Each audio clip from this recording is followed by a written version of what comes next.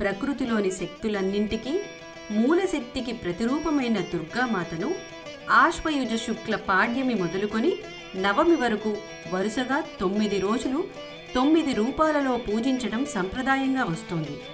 మార్కండేయ పురాణంలో నవదుర్గా రూపాలను ఇలా వివరించడం జరిగింది. శైలపుత్రి. దుర్గాదేవి మొదటి రూపం శైలపుత్రి.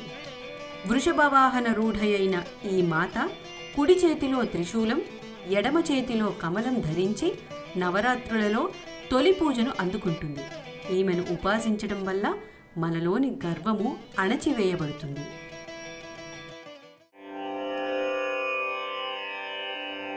వందే వాంఛితలాభాయ చంద్రార్థకృతశేఖరం వృషారూఢాం శూలధరం శైలపుత్రీం యశస్వినీం